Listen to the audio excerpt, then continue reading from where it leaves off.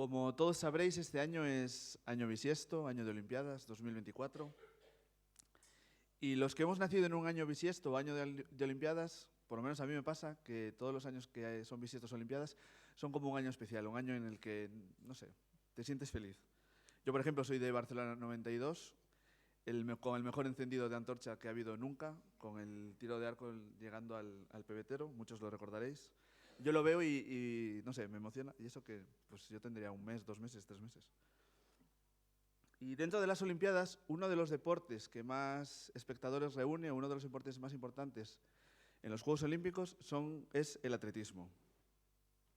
Supongo que sonarán los 100 metros lisos, los 200, 400, los relevos, 1500, 3000 metros con el salto este que tienen que saltar encima de un charquito, 10.000, lanzamiento de peso, de jabalina, de altura, salto con pértiga, salto con longitud, etc.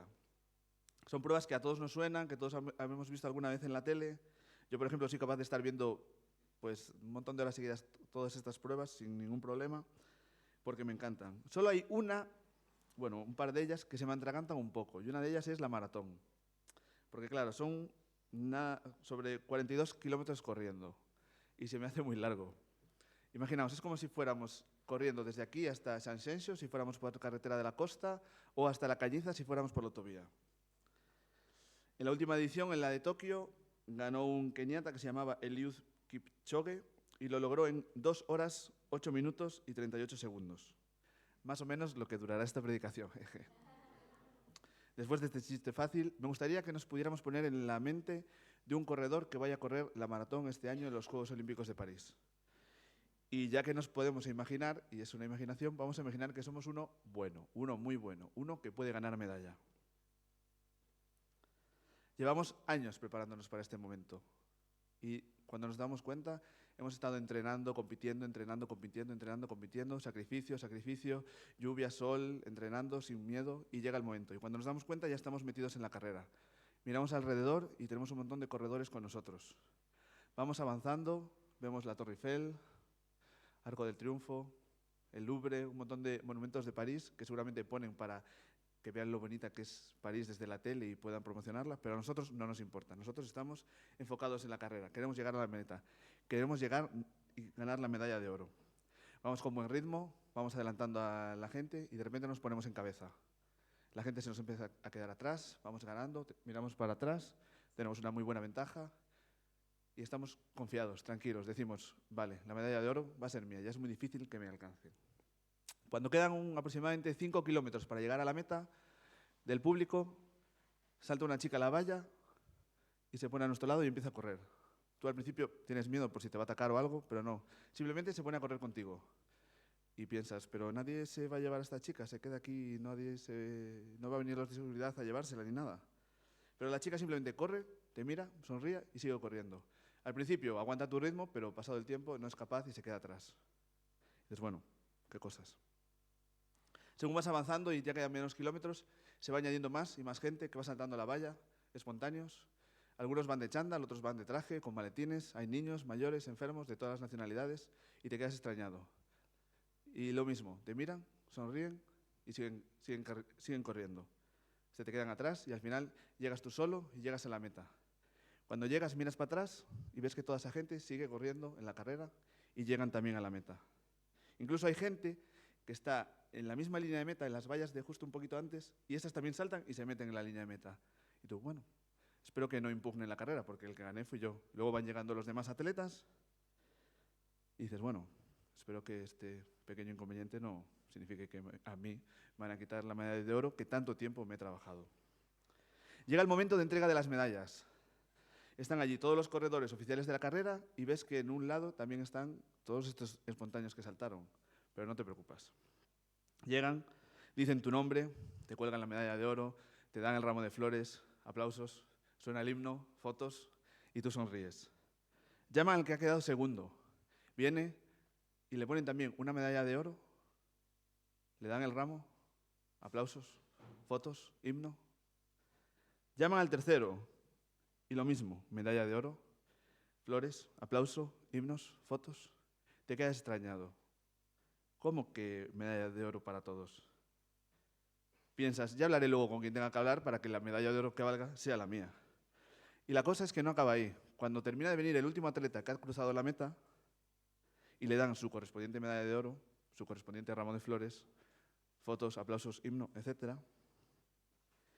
suena el nombre, llaman el nombre de una chica que nadie conoce y ves salir del grupo de los espontáneos la misma chica que al principio cuando quedaban 5 kilómetros, había salido contigo.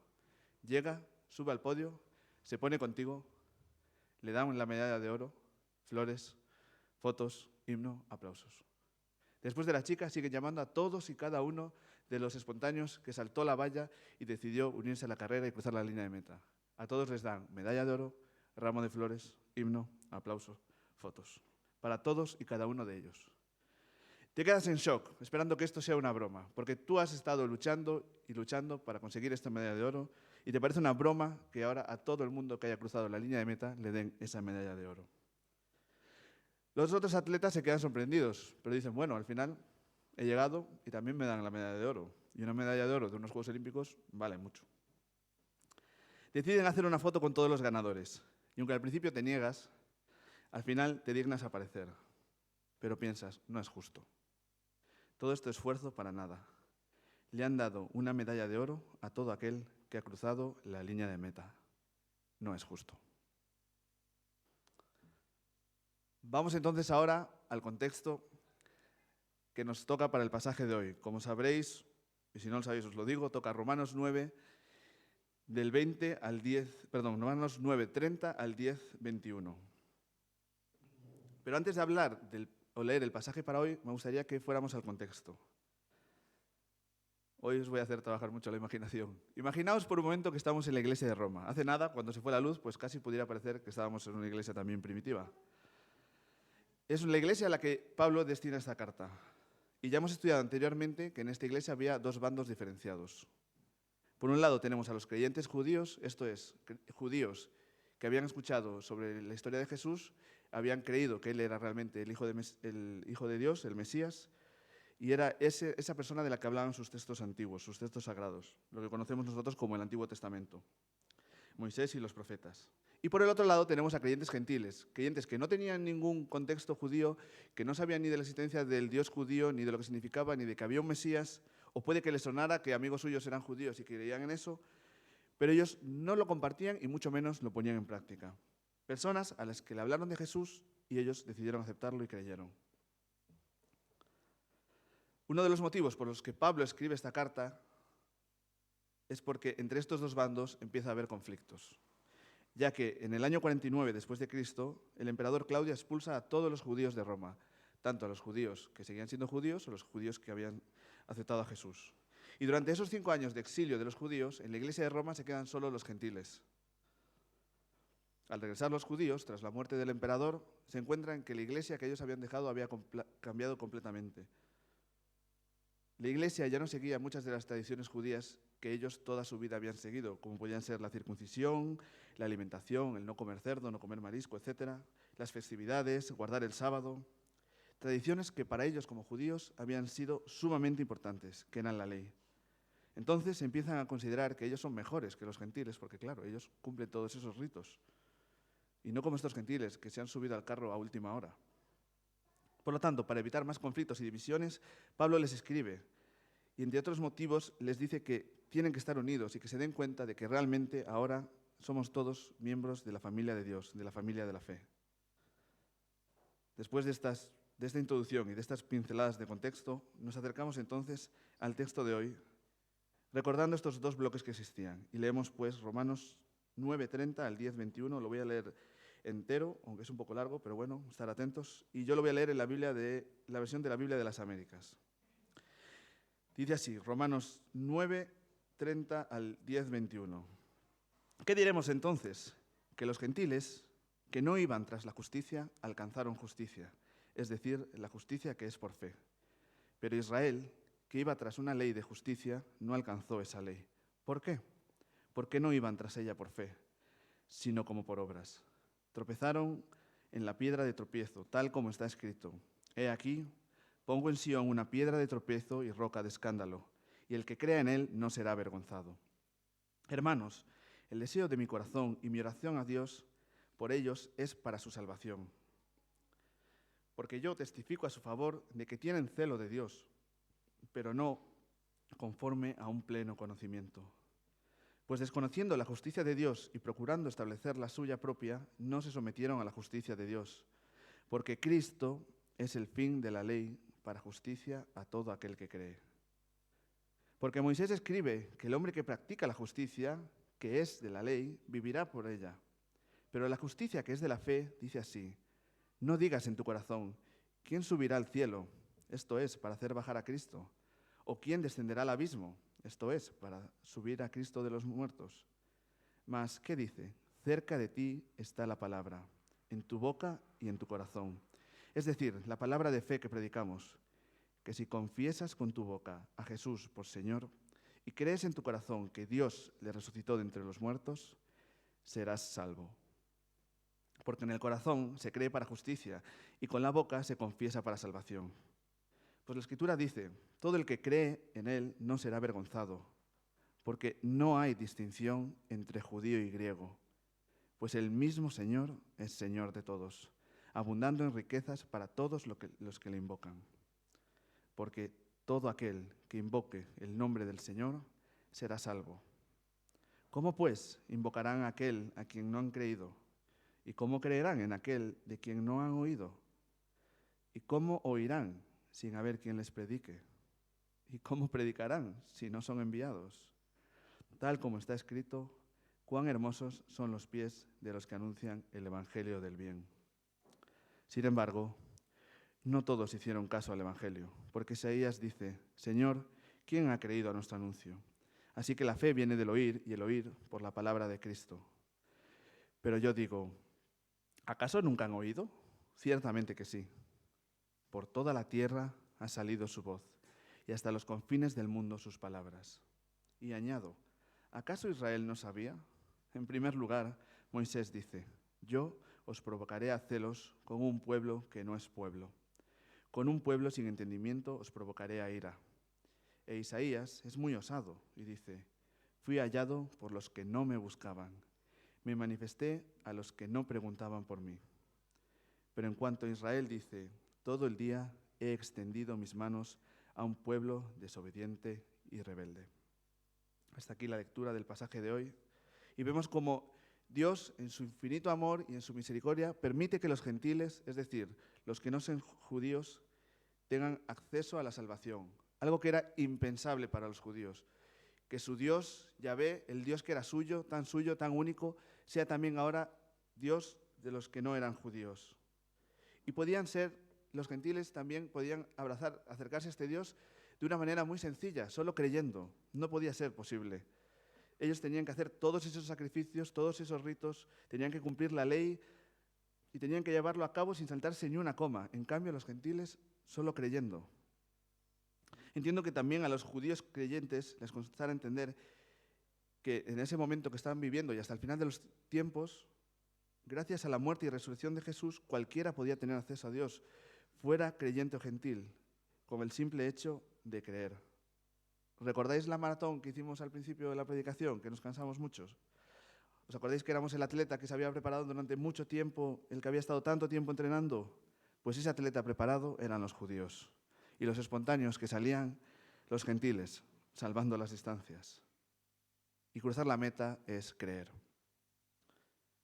Sí, los creyentes judíos podían estar resentidos, podían sentir que todo su esfuerzo carecía de sentido. Pero si Dios, que es el que organiza la carrera, permite que todo el que cruce la meta lleve una medalla de oro, ¿quiénes somos nosotros para decir que eso no es justo?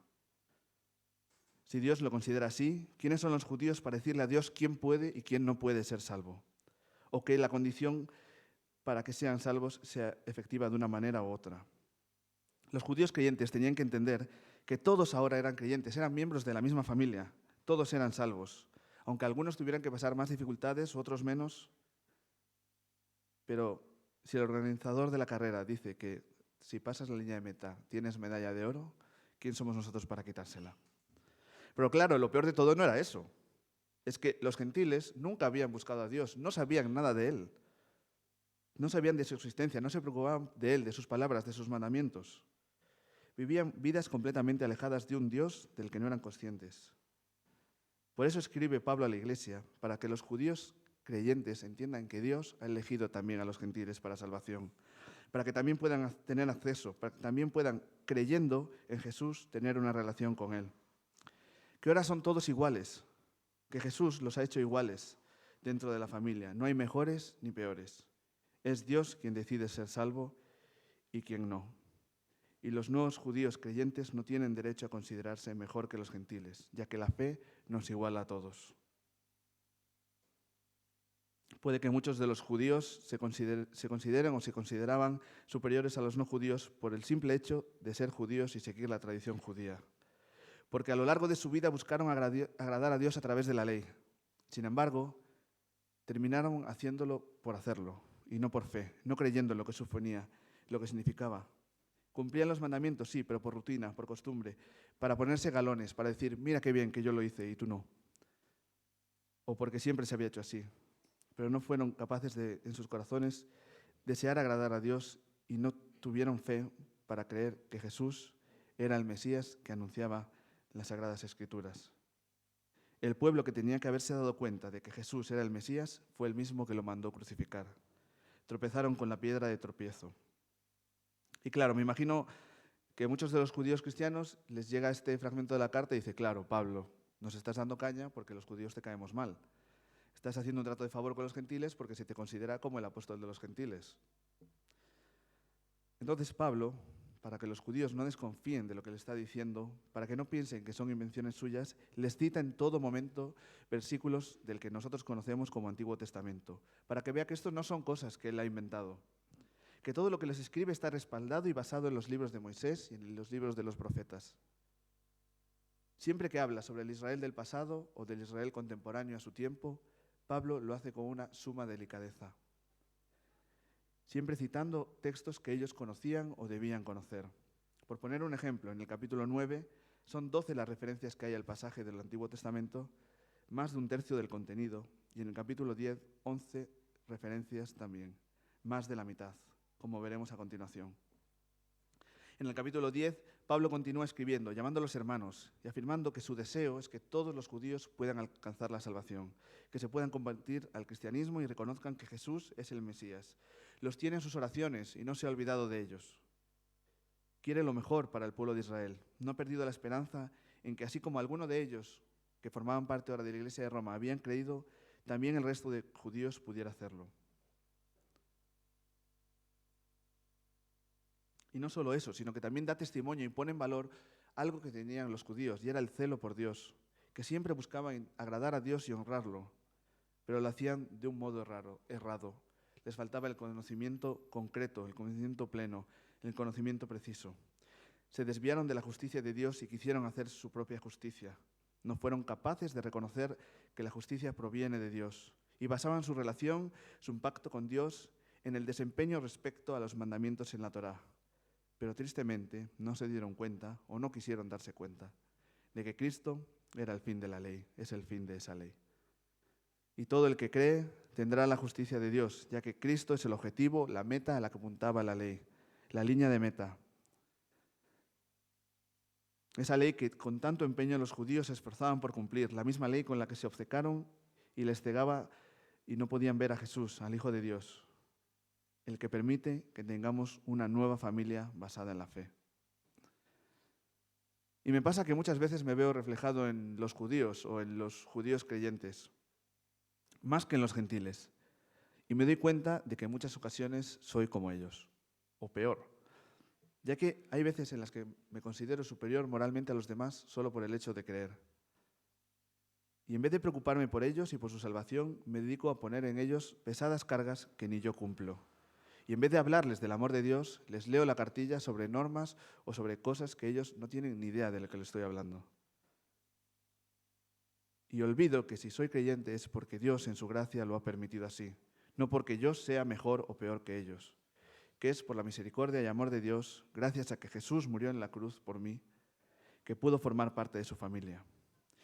Y también me puede pasar que dentro de la iglesia, dentro de su familia, al llevar yo muchos años bautizado, Puedo considerarme superior a los que llevan menos tiempo, a los que han aceptado al Señor más recientemente.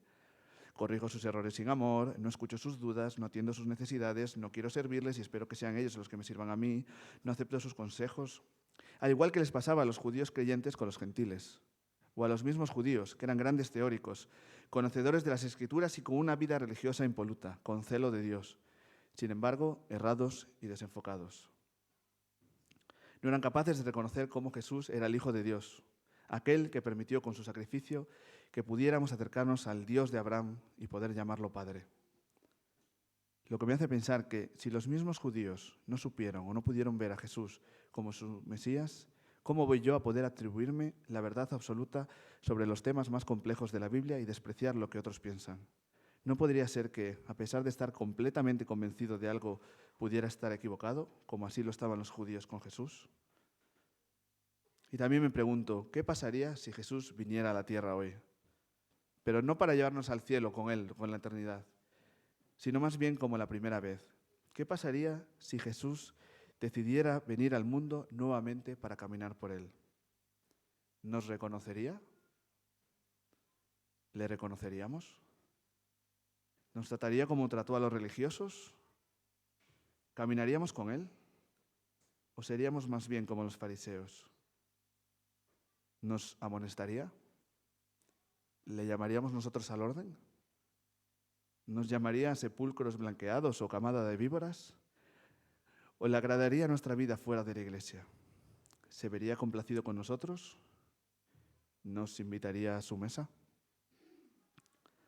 Menos mal que no depende de nosotros nuestra salvación, porque si no estaríamos perdidos. Gracias a que Dios, por gracia, nos salva y no depende de nosotros. Pero bueno, tenemos que aceptar y creer. Entonces, ¿depende de nosotros o depende de Dios? ¿Y qué tengo que hacer yo para ser salvo? ¿Cómo puedo ser salvo?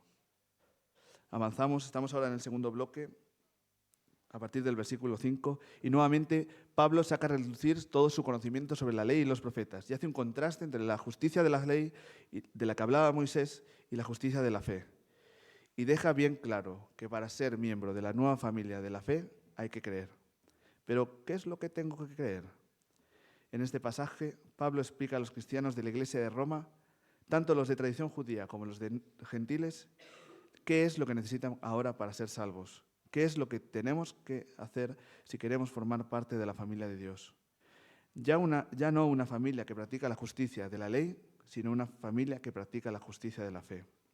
Hace una exposición sencilla, empleando citas a versículos del Antiguo Testamento y enseña las dos caras de la moneda respecto a la salvación.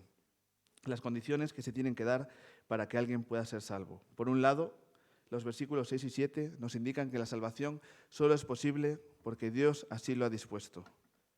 Solo Dios pudo haber enviado a Jesús a la tierra y solo Dios pudo haberlo levantado de los muertos. ¿Quién si no podría hacerlo? ¿Hubiéramos podido nosotros nacer y vivir sin pecado? ¿Podríamos nosotros haber sido capaces de soportar todo el peso del pecado del mundo sobre nuestros hombros? ¿La ira de Dios sobre nuestros hombros para que así todo aquel que creyera pudiera ser salvo? Incluso los que nos caen mal, nos insultan, nos hacen daño.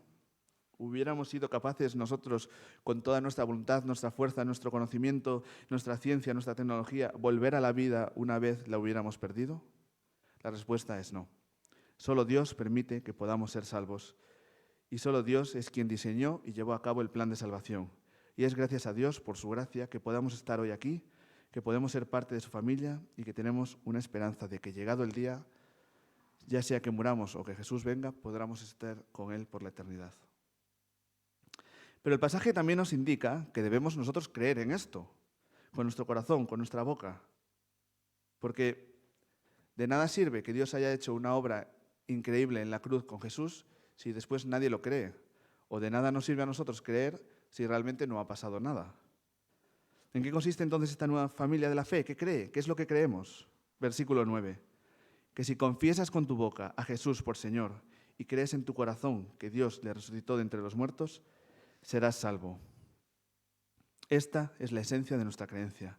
Con esto ya no hay dudas. Si tú confiesas que Jesús es tu Señor y crees con todo tu corazón que fue Dios el que le resucitó, serás salvo. Y aquí la entrada, la puerta para poder formar parte de su familia.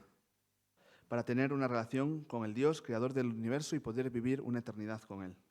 La fe, creerlo, creer que fue así, pero creerlo de verdad en el corazón y confesarlo con la boca. No vale solo con ser conocedor de ello. Sí, los cristianos creen que hubo un tal Jesús que murió y luego dicen que resucitó. Bueno, bien para ellos, pero a mí realmente me da igual. Sí, no, yo sí que creo que hubo ese tal Jesús que les cantaba a las 40 a los religiosos de la época. Un buen tipo, pero bueno, ahí se queda. Nada de eso te va a salvar. Nada de eso va a permitir que puedas ser hija o hijo de Dios. Lo único que puede hacerlo es creer en Jesús. Pablo nuevamente en el pasaje saca a relucir su conocimiento sobre las Sagradas Escrituras y cita pasajes que secundan esto. En el 11 podemos leer, pues la Escritura dice, todo el que cree en Él no será avergonzado. Y en el 13 dice, porque todo aquel que invoque el nombre del Señor será salvo. Confiesas con tu boca y crees en el corazón. Y justo en el medio hay un versículo que es la clave para resolver el conflicto que se había generado en la iglesia de Roma en los tiempos de Pablo. Y es uno de los versículos que a mí más me llamó la atención y que más paz me dio. Versículo 12. Porque no hay distinción entre judío y griego, pues el mismo Señor es Señor de todos, abundando en riquezas para todos los que le invoquen. Ya no hay más trabas, ya no hay más impedimentos. Cualquiera puede formar parte de la familia de la fe, de la familia de Dios. Ya no hay judío, no hay griego, no hay judío, no hay gentil. No hay más división, porque ahora somos todos iguales. Tenemos todos al mismo Señor, el cual es Señor de todos por igual, que no se gasta, no se cansa, no se oxida, que está lleno de riquezas para aquellos que le invocan. Y no importa de dónde venga, de dónde sea, lo que haya hecho, que sea mejor o peor, solo hay perdidos a los que Dios, en su misericordia y amor, y porque Él quiso, ya que nosotros no lo merecíamos y Él tampoco tenía por qué hacerlo, nos decidió salvar. Estábamos en un pozo y Dios decidió echar una cuerda para poder salir. Porque ninguno de nosotros era capaz de salir por sus propios medios del abismo en el que nos habíamos metido. Y no importa si nosotros llevamos más tiempo fuera del pozo de otros que han salido hace nada. Lo que importa, al final, es que todos estábamos perdidos y Él nos encontró. Y es mi deseo que todos los que estemos aquí hoy, o los que estéis en vuestras casas viéndolo, o los que estéis viendo el vídeo en YouTube, podamos un día encontrarnos en el cielo y celebrar que aunque estábamos perdidos, Dios nos rescató. Celebrar que llegamos y cruzamos la línea de meta y nos dan la medalla de oro. Pero entonces, ¿es Dios quien nos salva o somos nosotros los que aceptamos la salvación? Volvemos a lo de la semana pasada y hace anterior. ¿Ya escogió Dios a los que van a ser salvos? ¿O nos da total libertad para decidir si creemos o no en Él? El eterno debate, las dos caras de la moneda. Dios elige, yo elige. Lanzamos la moneda al aire. No nos convence el resultado. Porque no hay un resultado claro, nunca sale favorable para ninguno de los dos. Y ninguna de las dos caras tiene más peso que otra. Cada bando tiene sus argumentos, sus razones, totalmente válidas, según mi parecer. Nadie puede asegurar al 100% que tenga la verdad absoluta y que los demás estén equivocados. Dios elige, el ser humano elige. ¿Quién tiene la razón? ¿Quién tiene más adeptos? ¿Quién ha convertido a más personas? Siento deciros que un servidor, Efraín Rajoy de Vigo, no va a pasar a la historia, ni este va a ser el sermón recordado como el sermón que unió lo que tanto tiempo estuvo dividido. Pero pienso que es una lástima que muchas veces perdamos el foco de lo que realmente es importante.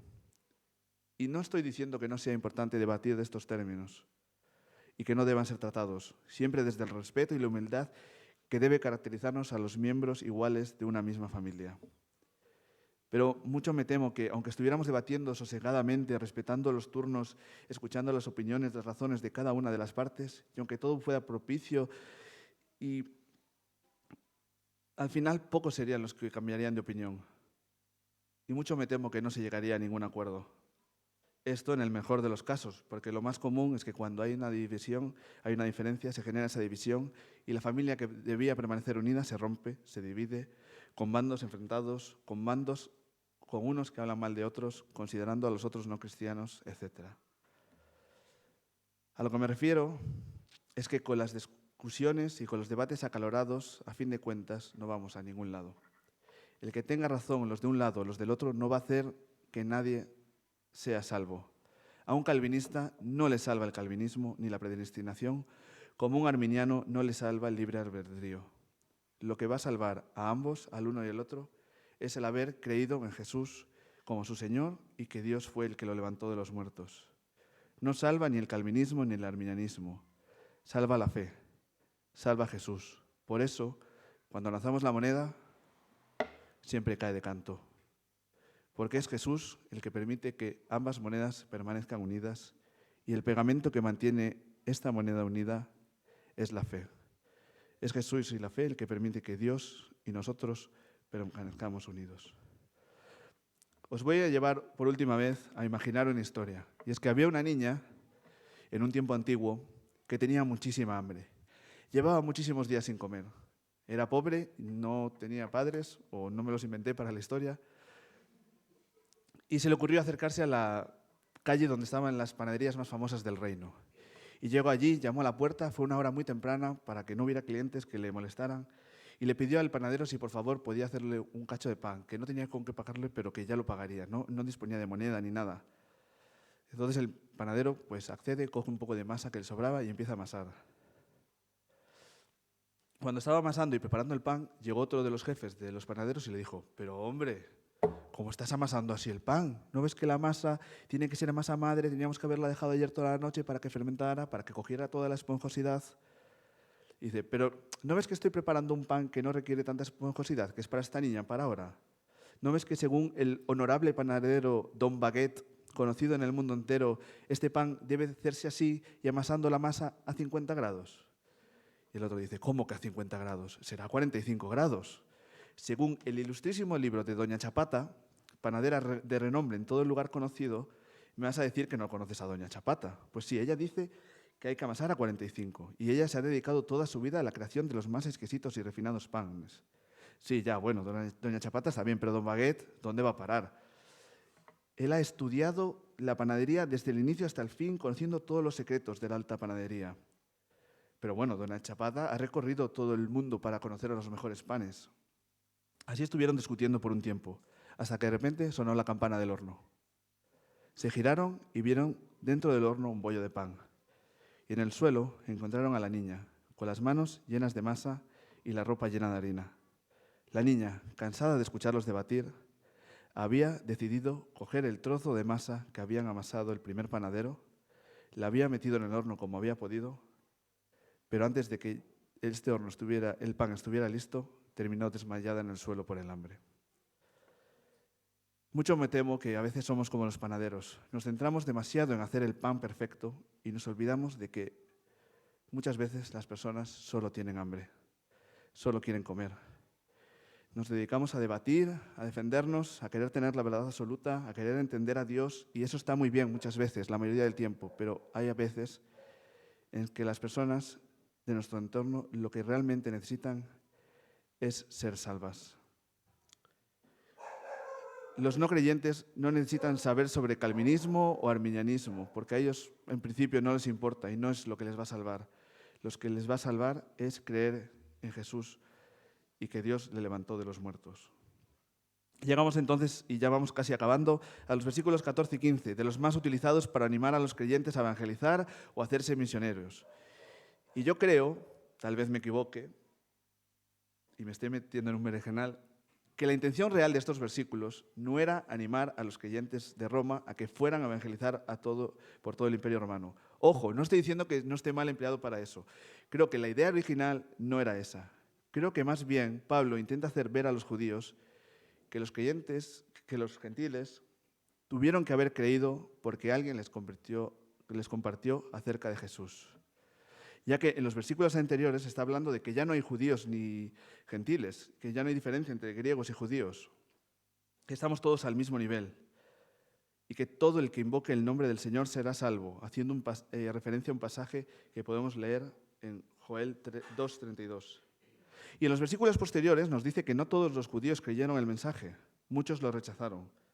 Pero claro, si para ser salvo hay que confesar que Jesús es el Señor, ¿Cómo iban a los gentiles a invocar a Dios si no creen en Él? ¿Y cómo iban a conocer a Dios? Y si no lo conocían, ¿cómo iban a creer en Él? Y si nadie les habla de Dios, ¿cómo van a saber de Dios? Y si nadie envía a nadie para que hable de Dios, ¿cómo van a poder esos hablar de Dios a otros? Menos mal que existieron creyentes que salieron y anunciaron las buenas nuevas para que los gentiles, entre ellos los de Roma, pudieran haber creído. Y así como en ese momento los primeros cristianos esparcieron la semilla del Evangelio por todo el mundo y gracias a ello los gentiles también pudieron creer, también nosotros ahora debemos sembrar el Evangelio en el lugar en el que estemos, nuestra casa, nuestro lugar de estudio, nuestro lugar de trabajo, nuestro centro de trabajo, nuestro ocio, en nuestras amistades y también fuera de nuestra zona de confort, en países donde aún no ha llegado el Evangelio o donde muchos se empeñan para que así no sea. Porque, ¿cómo pues invocarán a aquel en quien no han creído? ¿Y cómo creerán en aquel de quien no han oído? ¿Y cómo oirán sin haber quien les predique? ¿Y cómo predicarán si no son enviados? Tal como está escrito, cuán hermosos son los pies de los que anuncian el Evangelio del bien. Porque aunque nosotros sepamos, aunque Dios sepa de antemano quién va a ser salvo y quién no, nosotros no lo sabemos. No sabemos si Dios nos quiere utilizar para poder acercar a más personas a la salvación. Y no podemos tampoco machacarnos pensando, sí, claro, si la salvación de mi compañero de trabajo depende de mí, mal vamos, porque siempre que me preguntan le respondo mal. Siempre que estamos hablando del tema, pues luego llego a casa y se me ocurre todo lo que tenía que decirle, pero en el momento me quedo en blanco, no soy capaz. No te machaques, porque no depende de nosotros el que llegue a ser salvo o no. Por mucho que metamos la pata, si Dios ha decidido que esa persona sea salva, será salva. Y será salva gracias o a pesar de nosotros. Personas que puede que parezca que nunca van a aceptar a Jesús como su Señor, como también Pablo así lo era, pero que tal vez a lo largo de su vida, incluso en el lecho de muerte, se dan cuenta de su error y sean salvas. Voy terminando ya, versículos del 16 al 21, vemos como Pablo nuevamente, tirando de versículos del Antiguo Testamento, hace ver a los judíos que ya estaba escrito que los gentiles también pasarían a ser parte de la familia de Dios. Y como muchos de ellos, el pueblo de Israel, a pesar de haber oído el mensaje, no fueron capaces de creer. Cita entre otros a Moisés y a Elías, dos de las figuras más importantes de los judíos, las cuales ya habían anunciado que el pueblo de Israel sentiría envidia de los que en ese momento no eran nación. Y que hallarían a Dios aquellos que no le buscaban, y se mostraría a aquellos que no preguntaban por él. Como podemos leer, como dije antes, en los versículos 19, 20 y 21, que leo ahora. Y yo pregunto, ¿no ha conocido esto Israel? Primero Moisés dice, yo os provocaré a celos con un pueblo que no es pueblo, con un pueblo insensato os provocaré a ira. Y también Isaías se atreve a decir, los que no me buscaban me encontraron, me di a conocer a los que no preguntaban por mí. En contra Israel dice, y todo el día extendí mis manos a un pueblo rebelde y contestatario. Para finalizar, a modo de resumen, Pablo quería que la Iglesia de Roma estuviera unida y que entendieran que ya no había bandos, que todos formábamos parte de la misma familia, la familia de la fe, y que para poder formar de esta familia era necesario creer.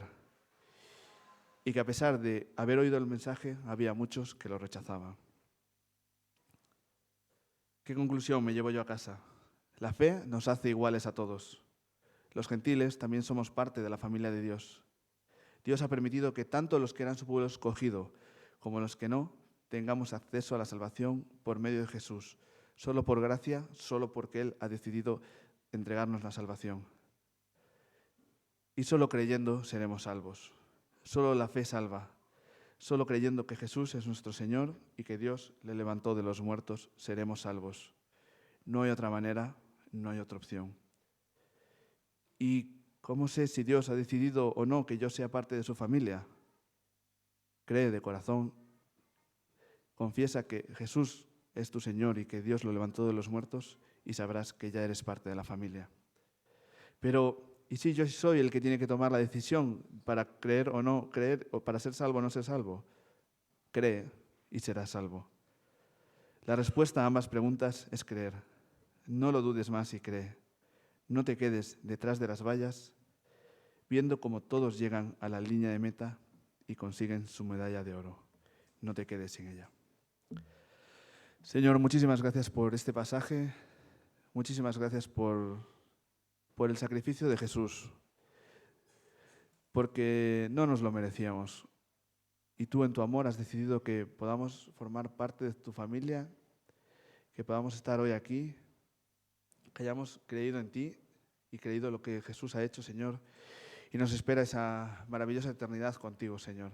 Muchísimas gracias porque a pesar de que estábamos perdidos, estábamos en el pozo, en lo más terrible del mundo, tú has permitido que podamos ver la luz al final del túnel, Señor. Tú has permitido que podamos ser salvos y poder estar contigo. Gracias porque siempre estás con nosotros y no nos abandonas. Y perdónanos porque tantas y tantas veces hemos fallado, nos hemos creído superiores, o hemos hecho acciones que no estaban bien, o pensamientos que no estaban bien, o nos hemos apartado de lo que realmente es importante, y es que solo tú, solo Jesús salva. Y eso es lo que tenemos que pensar, que eres tú el que salva, el Señor Jesús el que salva, y lo que los demás deben conocer. Muchísimas gracias y danos una buena semana. En nombre de Jesús, amén.